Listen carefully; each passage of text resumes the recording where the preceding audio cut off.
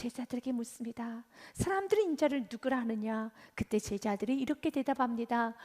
이르되 더러는 세례 요한이라고 합니다. 어떤 이는 엘리야, 어떤 이는 예레미야나 선지자 중에 하나라 하나이다 라고 말합니다. 그 당시에는 예수님을 향한 평가가 이렇게 긍정적으로 평가하는 백성들도 있었지만, 예수님을 시기하고 질투하며 예수님을 대적했던 악한 사람들이 있었기 때문에 모두 다 예수님을 높이지는 않았습니다. 그런데 제자들은 부정적인 말은 제외시키고 좋은 말만, 최고의 칭찬의 말만 예수님께 하는 겁니다. 예수님, 천국 복음을 전했던 세례 요한이라고 하더라고요. 또 예수님, 어떤 사람은요, 그 권능의 선지자, 최고 하나님께서 인정했던, 하늘에서 불을 내리고 기도로 3년 6개월 동안 닫혔던 하늘의 문을 열었던 그 권능의 엘리야 선지자라고 하고요. 또 어떤 이들은 예수님을 향해서 사랑의 선지자, 눈물의 선지자였던 에레미야라고 합니다 라고 말합니다. 제자들은 예수님께 칭찬을 올려드린 겁니다. 예수님 높인 겁니다. 그런데 제자들이 예수님을 칭찬하며 예수님을 높였던 그 말에 관하여서 예수님은 전혀 흡족해하지 않습니다. 그래서 다시 묻는 겁니다. 정답이 아니기 때문에 다시 묻는 겁니다. 성경 우리에게 정답만을 가르쳐줍니다. 신앙생활은 예매모호하게 하는 거 아닙니다. 신앙은 진리를 믿는 겁니다. 정답을 믿습니다. 정답이 있습니다. 여러분들이 정답 비슷한 걸 믿고 따라서는 안 돼요. 정답을 믿으셔야 되는 겁니다. 다시 묻습니다. 너희는 나를 누구라 하느냐? 이르시되 너희는 나를 누구라 하냐? 그때 예수님은 제자들에게 너희는 나를 누구라 하느냐? 그때 베드로가 예수님께 이렇게 대답을 하네요. 16절 말씀 같이 읽겠습니다. 시몬 베드로가 대답하여 이르되 주는 그리스도시요 살아계신 하나님의 아들이십니다. 아멘. 사랑하는 여러분, 베드로가 대답합니다. 주님은 그리스도십니다. 그리고 살아계신 하나님의 아들이십니다. 이 말씀을 듣자 예수님께서는 바요나 시몬아 내가 복이 있도다 말합니다. 17절 말씀 같이 읽습니다. 예수님께서 대답하여 이르시되 바요나 시몬아 내가 복이 있도다. 이는 내게 알게 한 이는 혈육이 아니요 하늘에 계신 내 아버지시니라. 아멘. 복은 정답을 말할 때 복이 임하는 거예요. 정답 비슷한다고 해서 복이 임하는 거 아닙니다. 여러분의 가정에 복을 받기 원합니까? 여러분의 가정에 형통하기 원합니까? 여러분 인생 복 받기 원합니까? 그렇다면 정답을 말하셔야 되는 겁니다. 정답을 믿으셔야 되는 겁니다. 여러분 진리를 따라가셔야 되는 겁니다. 비슷하게 신앙생활하면 안 됩니다. 성경은 회색지대 예매모호한 것은 성경은 죄로 갑니다. 오직 빛과 어둠만 있을 뿐이란다. 염소와 양과 있고 또 축복과 저주가 있는 것이지 예매모호한 중간지대 해석지대는 없습니다. 그래서 우리는 고민하고 갈등하는 것이 아니라 우리는 진리는 그 명확한 말씀 앞에 능력을 구하셔야 돼요. 명확한 말씀 앞에 정확히 비춰지는 그 빛의 말씀 앞에 진리 앞에 우리 능력을 구해야 되는 겁니다. 정답은 나왔어요. 예수님은 세례 요한이 아니십니다. 엘리야도 아닙니다. 에레미야도 아닙니다. 예수님은 그리스도이십니다. 이것이 정답이라는 것입니다. 그리스도라는 것은 구약에서 인간을 구원하시기 위해서 이 땅에 보내주셔야 되는 메시휘, 히브리어는 메시휘, 메시아입니다. 그리고 신약에서는 크리스토스, 그리스도를 말합니다. 구원자라는 거죠. 구약에서 그토록 기다렸던 수많은 선지자들이 기다리며 소망하며 예언했던 그 메시휘, 메시아, 그리스토스, 그리스도, 바로 당신이 그 메시아 그리스도이십니다. 당신은 구원자이십니다. 아멘. 이것이 정답이에요. 예수님은 구원자세요. 예수님은 엘리야나 에레미야나 세례 요한이 아닙니다. 왜냐하면 엘리야나 에레미야나 세례 요한 또한도 구원받아야 될 대상일 뿐이지 예수님으로부터 구원받아야 될 대상일 뿐입니다. 그래서 능력의 선지자 엘리야가 1000만 명 있다 할지라도 구원해 주실 분은 오직 예수 그리스도 외에는 없습니다. 죄에서 구원해 주실 분, 내 죄를 씻어 주실 분은 예수 그리스도 외에는 없습니다. 제자들이 지금 가장 어리석은 대답을 한 거예요. 예수님과 엘리야 그리고 세례 요한, 에레미야와 동일한 선상에 놓았다는 겁니다. 이것은 잘못된 신앙입니다. 에레미야나 세례 요한이나 또한 엘리야나 참 귀한 분이죠. 최고지요. 능력 있죠. 그러나 그들 또한도 예수님으로부터 구원받아야 될 대상일 뿐인 것입니다.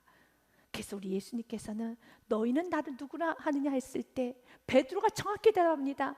당신은 새 요한을 포함하여서 나 베드로, 엘리야 모든 인류를 구원하실 구원자 메시아 그리스도이십니다.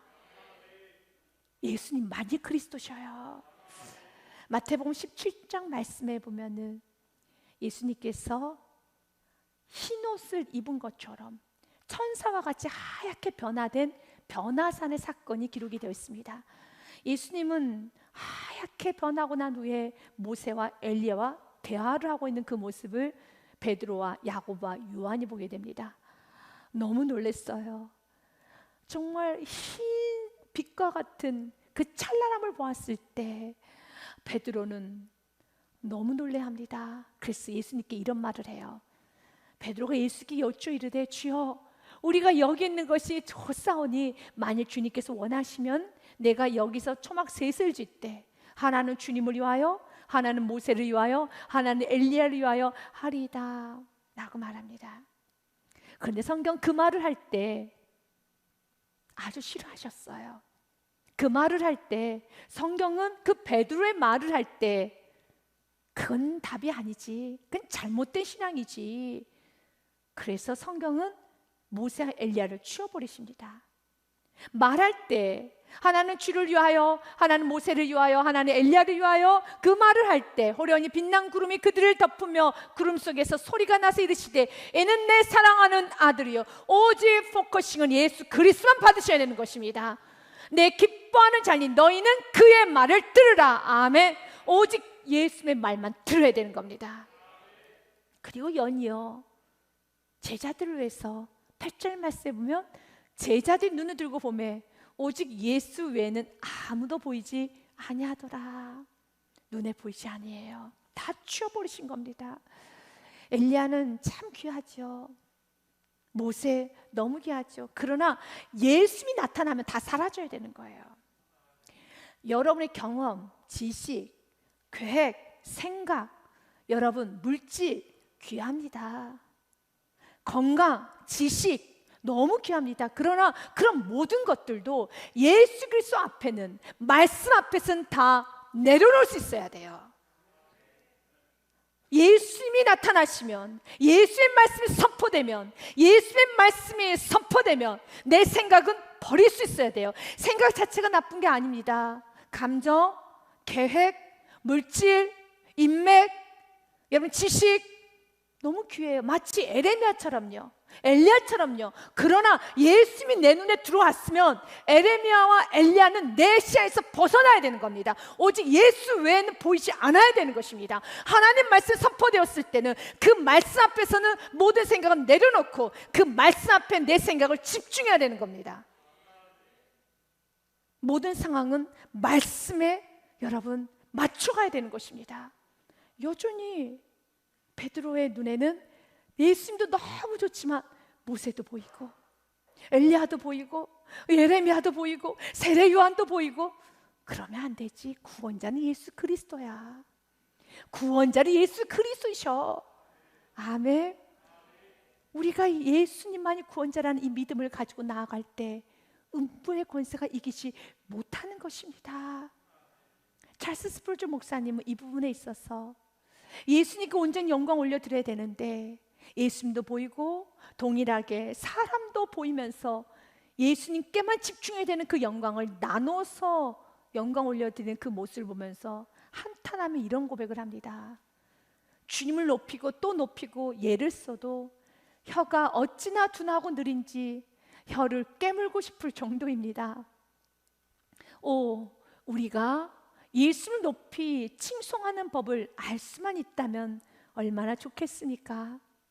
볼지어다 세상의 사람들이여 예수님을 이 사람 저 사람 죽을 인생에게 비유하다니 너희는 정신 나간 사람처럼 눈이 멀었도다.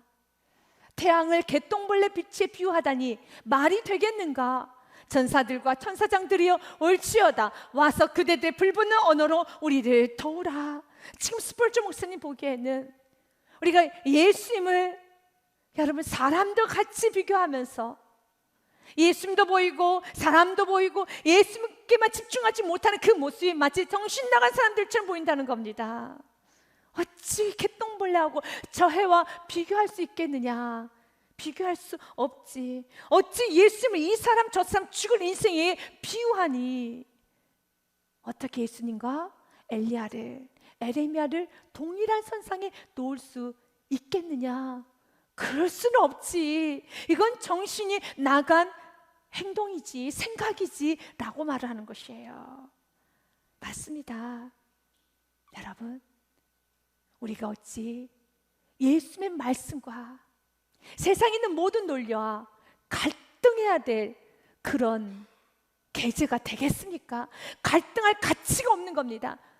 지금 오늘 우리가 이 믿음을 갖고 합니다. 주는 그리스도의 믿음을 가질 때, 주님만이 구원자, 주님만이 그리스도의 그 믿음을 가질 때 우린 갈등하지 않아요.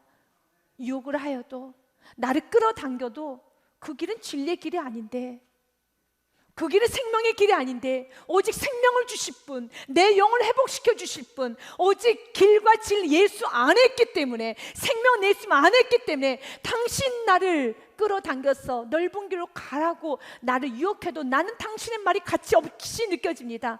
구원이 여기에 있는데, 축복은 예수 안에만 있는데, 형통은 예수 안에만 있는데 내가 어디를 가리요? 우리는 유혹받지 않아요. 믿음이 굳건한 사람은 유혹받지 않습니다. 사랑하는 여러분, 어디서 여러분 구원받고 싶습니까? 죄사함 받고 싶습니까? 여러분 가정에 흐르는 조주를 끊어내고 싶고, 영혼을 구원하고 싶고, 음란에서, 게으름에서, 교만에서, 거만에서, 대적에서, 불안에서, 우울에서 건진받고 싶습니까? 여러분을 건져주실 분, 구원자 그리스도는 예수님밖에 없습니다. 근데 그 예수님은 동일하게 우리에게 말씀합니다. 주는 그리스도이시고요, 또한 주님은요 살아계신 하나님의 아들이십니다. 아멘. 그분은 너무너무 높으셔서 멀리 계시는 것이 아니라 살아 역사하셔서 여러분의 작은 힘도 응답해 주시는, 여러분과 가까이 하고 계시는, 여러분의 모든 문제를 너무너무 잘 아시는, 살아 역사하시는 하나님이십니다.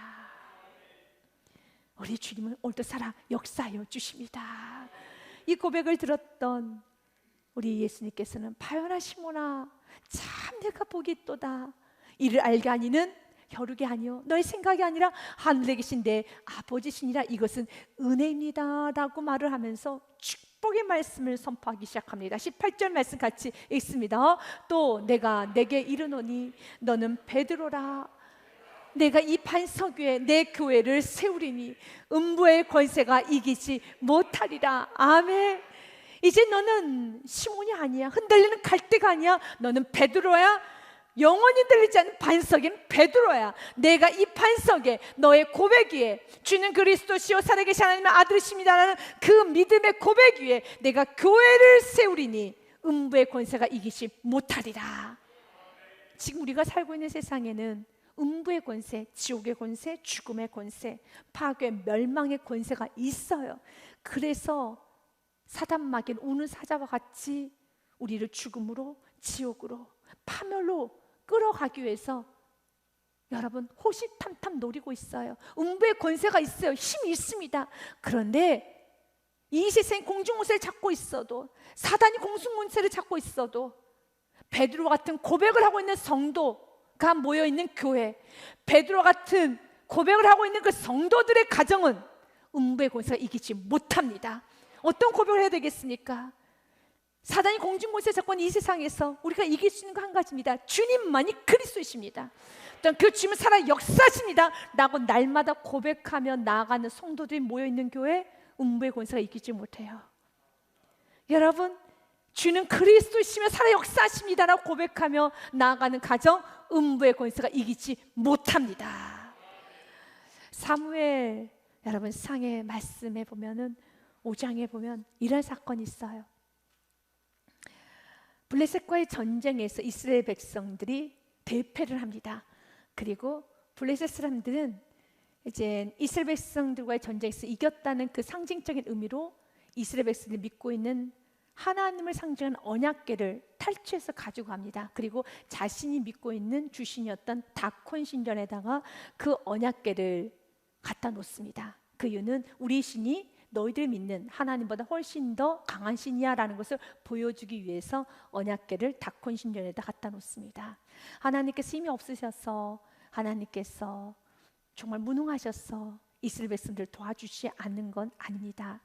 하나님께서는 이스라엘 백성들의 완악함을 보셨어요. 언약궤만 내세우고 또 언약궤만 가지고 나아가면 무조건 전쟁에 이길 것이라는 그 오만한 생각만 하지, 삶 속에서 하나님과의 관계를 맺지 못하고 여전히 죄악된 삶을 살면서 언약궤만 내세우고 있는 그 이스라엘 백성들을 블레셋 사람들을 통하여서 심판하신 것입니다. 이제 결국은 이스라엘 백성들이 지는 그 모습을 보면서 어리석은 블레셋 사람들은 우리가 믿고 있는 다콘 신이 최고의 신이야 라고 하며 언약궤를 자신의 신전에 갖다 놓았었을 때 이런 일이 일어납니다. 아스돗 사람들이 이튿날 일찍 일어나 본즉 다콘이 여호와의 궤 앞에서 엎드려져 그 얼굴이 땅에 닿았는지라. 그들이 다콘을 일으켜 다시 그 자리에 세웠더니 아멘, 진짜 신이 나타나면 가짜는 다 물러가게 되어 있습니다. 다콘 신이 최고의 신이 아니죠. 여러분, 그건 가짜입니다. 그래서 땅에 엎드려져 있어요. 깨져 있습니다. 이것을 보고 블레셋 사람들 깨우쳐야 되는 건데 인간은 참 무지해서 한 번 더 깨져야 되네요.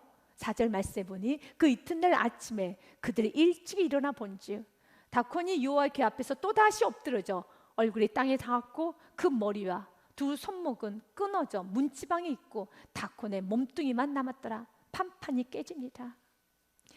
그래서 우리 인생 가운데 하나님께만 예배할 수 있는 그 인생, 빠르게 환경을 통해서 하나님이 참 하나님이시군요, 하나님만이 경배 받으셔야 됩니다, 하나님께 예배해야 됩니다를 환경을 통해서 많이 깨지고 하나님께 예배하는 성도가 아니라 정말 우리는 고백해야 됩니다. 여호와만이 참 신이십니다.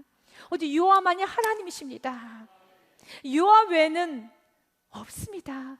주밖에 나의 복은 없습니다. 시편 16편에 고백을 하셔야 됩니다. 내가 여호와께 아뢰되 주는 나의 주님이시오니 주밖에는 나의 복이 없다 하였나이다. 아멘. 주님 밖에는, 주님 외에는 no other good, 좋은 건 없습니다. 오직 주밖에 없습니다. 그리고 내가 믿는 그 하나님은 상처나지 하나님, 내가 믿고 있는 하나님만이 참 하나님이십니다. 믿고 나아갈 때 복이 임해요. 신명기서 4장 말씀에도요, 그런즉 너는 오늘 위로 하늘에나 아래로 땅에 오직 여호와는 하나님이시요 다른 신이 없는 줄 알아 명심하고. 아멘. 다른 신은 없어요. 오직 하나님만 계십니다. 하나님만이 우리가 믿어야 될 대상입니다. 이렇게 믿고 나아갈 때 하나님은 복을 주신다고 말씀합니다. 40절 말씀 같이 읽습니다. 오늘 내가 내게 명령하는 여호와의 규례와 명령을 지키라. 너와 내 후손이 복을 받아 내 하나님 여호와께서 내게 주시는 땅에서 한없이 오래 살리라. 아멘. 하나님 주신 땅에서 한없이 오래 살기 원합니까? 그렇다면 하나님만이 유일한 하나님이신 것을 아시고 명심하고 살아가야 되는 것입니다. 그분은 살아 역사하십니다. 그분만이 그리스도이십니다. 다른 분은 구원하실 어떤 대상이 없습니다. 그분만이, 예수님만이 구원자이십니다. 예수님만이 구원자이십니다 라고 내가 명심하며 살아가기 시작할 때 음부의 권세가 이기지 못합니다. 다른 걸 의지하지 마십시오. 오직 주님만이 구원자이십니다. 하나님께서 우리에게 고난을 주신 이유가 여러 이유가 있을 것이지만 고난을 왜 주셨을까요? 사도 바울은 자신이 받았던 고난을 이렇게 해석을 합니다. 형제들아, 날 사랑하는 교우들아, 우리가 아시아에서 단 환난을 너희가 모르기를 원하지 아니하노니 힘에 겹도록 심한 고난을 당하여 사할수만까지 끊어지고 너무 많은 고난을 받았다는 겁니다. 그런데 고난을 받은 이유는 9절이라는 것이에요. 같이 읽습니다. 우리는 우리 자신이 사형 선고를 받은 줄 알았으니 이는 우리로 자기를 의지하지 말고 오직 죽은 자를 다시 살리신 하나님만 의지하게 하십니다. 아멘. 고난을 주신 이유는 자기를 의지하지 말고 하나님만을 의지하라 하시기 위함이 우리 주님께서 고난을 주신 것입니다. 주님은 우리가 주님만 의지하기 원합니다. 주님만이 그리스도라고 고백하기 원합니다. 그리고 그 그리스도께서는 지금도 살아 역사하셔서 여러분의 삶 가운데 관여하시고 여러분의 삶 가운데 인도하여 주시고 도와주시는 그 살아 역사하시는 그 주님을 여러분이 믿고 나아가기 원합니다. 우리 예수님께서는 이렇게 말씀하세요. 내가 또한 천국의 열쇠를 내게 주리니 내가 땅에서 무엇이든지 매면 하늘에서도 매일 것이요 내가 땅에서 무엇인지 풀면 하늘에서도 풀리리라 하시고. 아멘. 천국 문을 열 수 있는 분은 오직 예수 그리스도시죠. 그래서 천국의 열쇠는 예수 그리스도이십니다. 예수님께서는 오늘 내가 천국의 열쇠 예수인 나를 내게 주리니 누구든지 예수의 이름을 믿고 예수님만이 구원자인 걸 믿고 예수님은 살아 역사하시는 걸 믿고 기도하면 묶인 모든 문제를 풀어달라고 기도하면 내가 풀어줄 것이고 이 문제를 묶어 주옵소서라고 하면 내가 묶어 줄 것이고 너가 나의 이름으로 기도하며 너가 나의 이름을 묶으면 내가 묶을 것이고 나의 이름을 풀면 내가 풀어 주리라. 아멘. 요한복음 말씀에도 주님 우리에게 이렇게 약속하셨어요. 너희가 내 이름으로 무엇을 구하든지 내가 행하리니 이는 아버지로 하여금 아들로 말미암아 영광을 받으시게 하려 함이라. 아멘. 내 이름으로 무엇을 구하든지 우리 주님 행하신다는 겁니다. 주님이 구원자이십니다. 가정을 구원하실 분은 주님이십니다. 자녀를 살리실 분은 주님이십니다. 질병을 치료하실 분도 주님이십니다. 이 사업장을 다시 회복시키실 분도 주님이십니다 라고 믿고 예수 이름으로 구하기 시작하면 문제는 풀립니다. 그래서 오늘도 저 여러분 구해야 돼요. 주님, 내가 정말 예수님을 그리스도를 믿는 믿음으로 충만하게 하여 주옵소서. 나의 영혼육이 나의 세포 하나하나까지 오직 예수님만이 그리스도이십니다. 이 믿음으로 충만하게 하여 주옵소서. 정말 지금 내가 필요한 것은 물질이 아니었어요. 건강이 아니었습니다. 믿음입니다. 예수님을 제대로 믿는 믿음이 내게 필요합니다. 주님께 구하기 시작할 때 정말 주님께서 여러분에게 놀라운 믿음, 정말 굳건한 믿음을 주셔요. 그 굳건한 믿음이 있는 사람은 모든 상황에서 기도해요. 멈추지 않아요. 말씀 그대로 14절 말씀까지 계속 이어갑니다. 같이 읽겠습니다. 내 이름으로 무엇이든지 내게 구하면 내가 행하리리. 아멘. 그리스도라는 걸 믿고 무엇인지 구하면 내가 행하리라. 요한복음 말씀, 고린도후서 말씀인데 고린도후서 1장 20절 말씀도 동일하게 이렇게 기록되어 있습니다. 같이 읽습니다. 하나님의 약속은 얼마든지 그리스도 안에서 예가 되나니 그런지 그로 말미암아 우리가 아멘하여 하나님께 영광을 돌리게 되느니라. 아멘. 하나님의 수많은 약속은 얼마든지 그리스도 안에서는 예가 됩니다. 예스가 됩니다. 아멘이 됩니다. 오직 예수만이 그리스도라고 믿고 나아가는 자에게는 모든 약속의 말씀은 예스가 됩니다. 아멘이 됩니다. 이제는 우리는 구해야 되는 것입니다.